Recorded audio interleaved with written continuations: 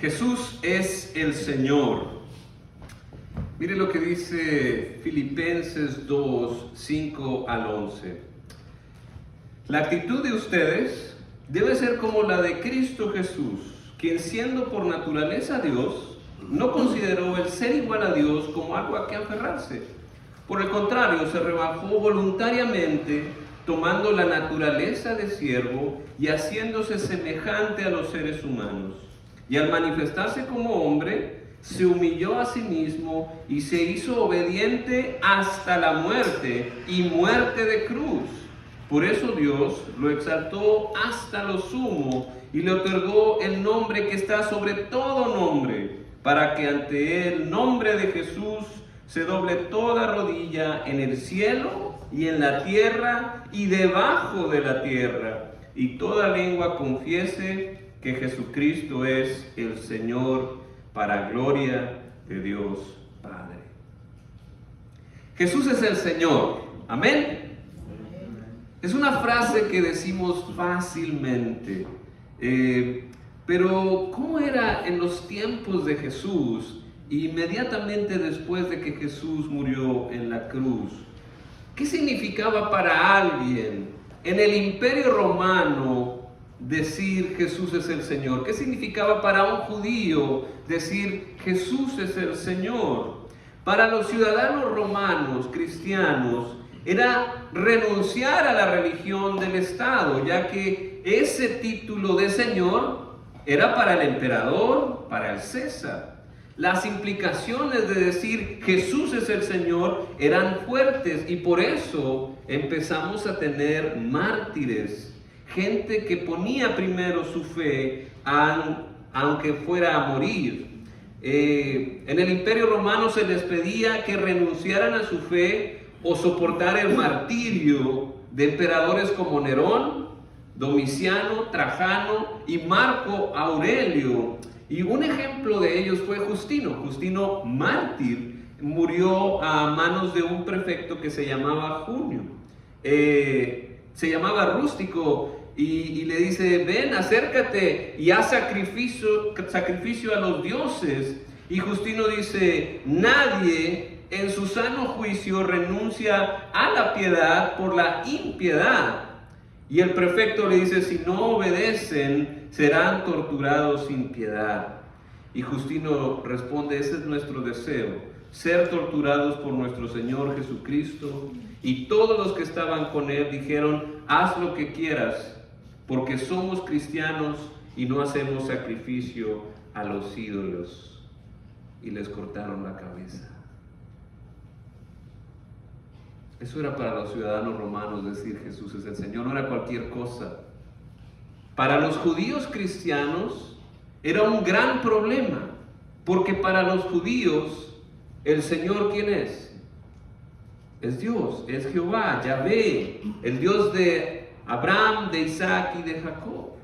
Y decir que este Jesús es ese mismo Señor era considerado una blasfemia. Y empezamos a tener mártires. El primer mártir, Esteban. Ahí los puede usted ver, lo escogen como uno de los diáconos en Hechos 6. En Hechos 7 da todo testimonio de que Jesús es ese Señor, y los acusa a los judíos de matar a los profetas y así matar a Jesús. ¿Y qué fue lo que hicieron? Gritaron, se taparon los oídos y lo apedrearon hasta morir. Y así murió el diácono Esteban. Decir Jesús es el Señor no puede hacerse algo a la ligera.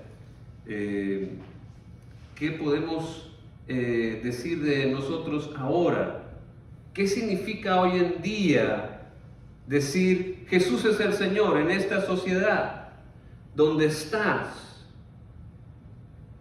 Tal vez no sean las mismas consecuencias de que te corten la cabeza, pero sí hay consecuencias y hay implicaciones éticas cuando uno dice Jesús es el Señor, o más apropiadamente Jesús es mi Señor. Cuando yo digo Jesús es mi Señor, entonces tengo que dejar de adorar a los otros señores con S minúscula. ¿Cuáles son esos otros señores que exigen tu tiempo, que exigen tu adoración? El dinero, el placer, el yo mismo, el poder o cualquiera que sea que se pone primero que Dios. Esos señores se van a molestar cuando tú no les des adoración y van a querer regresarte al mismo servicio hacia ellos. Cuando declaramos que Jesús es nuestro Señor, significa que todo lo que somos, todo lo que tenemos, están rendidos a la causa de Dios, a la causa de la paz, de la justicia, de la reconciliación, de la restauración. Como seguidores de Cristo, declaramos que Jesús es el Señor. Amén.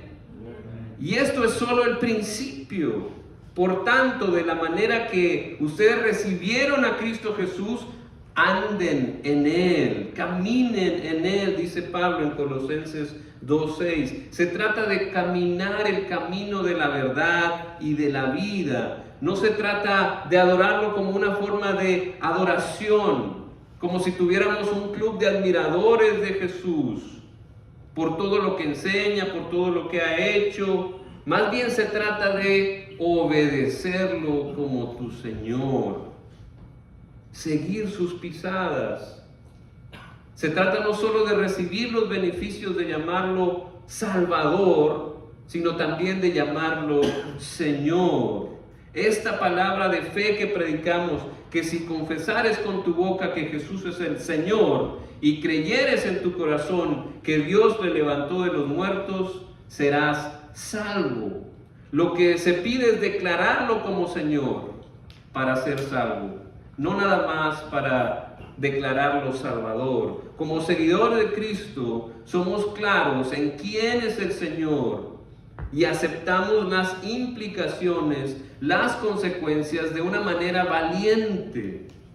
No es nada más declararlo para volver a nacer, sino es el comienzo para empezar a crecer. Por lo tanto, buscamos que las personas crezcan en la gracia y el conocimiento de Dios. Dice Pedro 3:18, segunda de Pedro.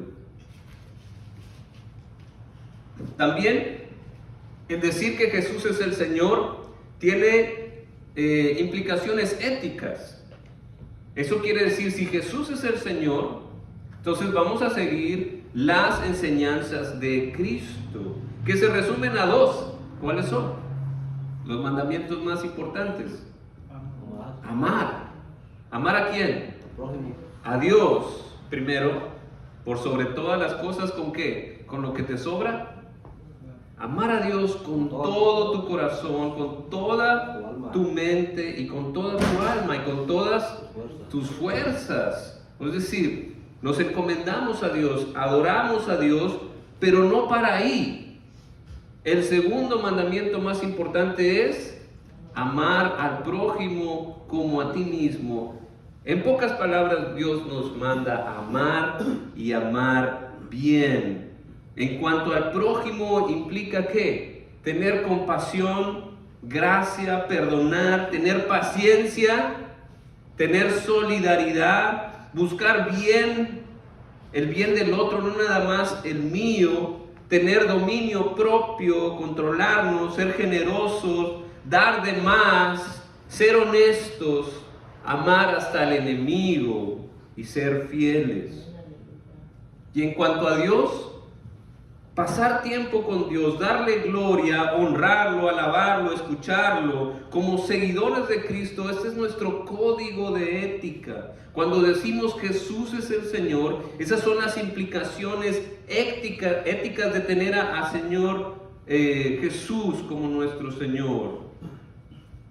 Además de eso, no solo nos quedamos ahí. El decir que Jesús es el Señor también es esperanza del triunfo final, porque como leía ahorita en Filipenses, toda lengua confesará que Jesucristo es el Señor. Va a haber un día en que toda rodilla se va a doblar, y en eso confiamos, en este cordero que fue degollado es el vencedor, y esto nos llena de fuerza y de esperanza. Yo no sé para usted qué es la esperanza, pero para mí la esperanza es como esperar algo mucho mejor después. Como cuando va a ser su cumpleaños o va a ser Navidad y va a recibir un gran regalo, o no sé, pero esperar algo bueno, algo mucho mejor. Y lo mejor es que si tú te imaginas que va a venir algo bueno, el Señor se lo imagina mucho más que tú. Lo que viene va a ser mucho, mucho mejor. Las bodas del Cordero, el estar con Dios, el estar en su presencia, tener su paz, ya no tener hambre, dolor, ya no tener que trabajar, sino disfrutar de la presencia de Dios. Tenemos esperanza en el triunfo final de Cristo, porque a nadie le gusta seguir a una causa perdida. Aunque pareciera que el mundo, Jesús es un corderito. Aunque así lo vea el mundo, para nosotros ese cordero es el único que puede abrir el libro de la vida y desatar el fin del mundo. Por eso las apariencias engañan. Es una cosa que vemos en toda la Biblia. Las apariencias engañan.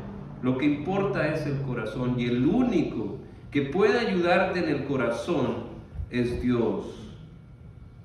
Al final de la historia, el que gana no es el abusador, no es el aprovechado, no es el más picudo, el más tranza, sino el que gana es el inocente, el que sirve, el piadoso, el manso, el humilde de corazón, el amable, el amoroso. El que gana es quien tiene como fuerza al Espíritu Santo. Pareciera a veces que vamos perdiendo, pero sabemos que al final la victoria es nuestra, porque estamos siguiendo al Cordero vencedor, un triunfador. Fue tal su victoria que Dios lo exaltó a lo sumo, lo más alto que te puedas imaginar, y le dio un nombre que es sobre todo nombre, para que ante el nombre de Jesús se doble toda rodilla en el cielo, en la tierra y debajo de la tierra. Aún esos seres espirituales que no conocemos, se rinden ante Jesús. Este Jesús es el Señor, que nos trae sabiduría celestial, con enseñanzas y métodos que aparecen locura para el mundo, pero que son más poderosos.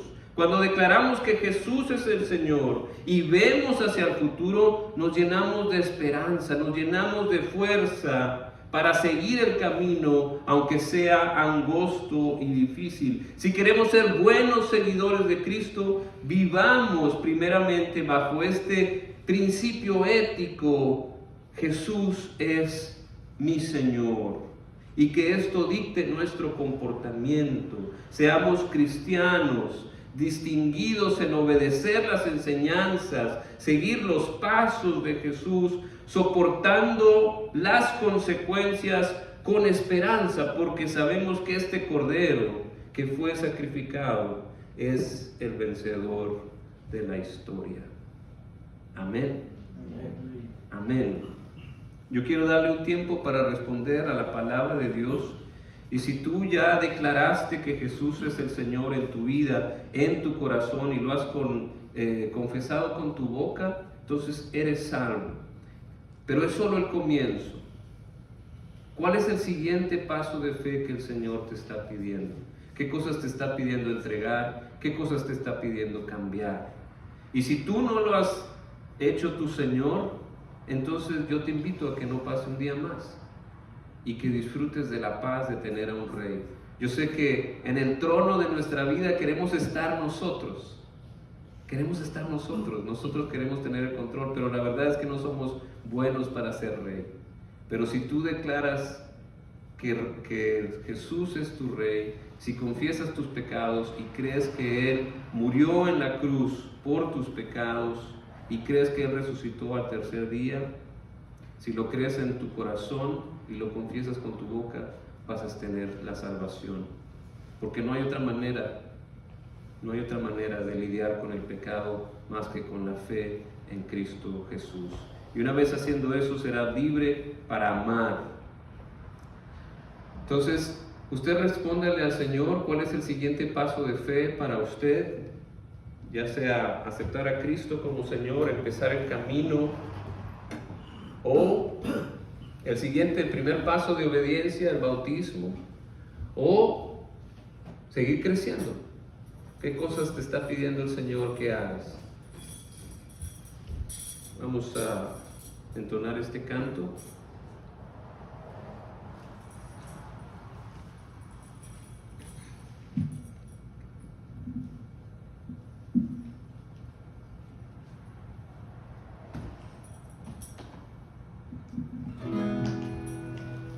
Jesús, Señor de la creación, siendo en forma de Dios, se despojó a sí mismo, tomó la semejanza de hombre y siendo puro y sin mancha, entre nosotros vivió y a sí mismo se humilló, tomando forma de siervo hasta su vida entregar y en una cruz terminar. Mas Dios a lo sumo lo exaltó y su nombre engrandeció, para que ante su autoridad toda rodilla se doble y toda lengua confiese que Jesús es el Señor. Jesús, Señor de la creación, siendo en forma de Dios, se despojó a sí mismo, tomó la semejanza de hombre y siendo puro y sin mancha, entre nosotros vivió y a sí mismo se humilló, tomando forma de siervo hasta su vida entregar y en una cruz terminar. Mas Dios a lo sumo lo exaltó y su nombre engrandeció, para que ante su autoridad toda rodilla se doble y toda lengua confiese que Jesús es el Señor. Amén.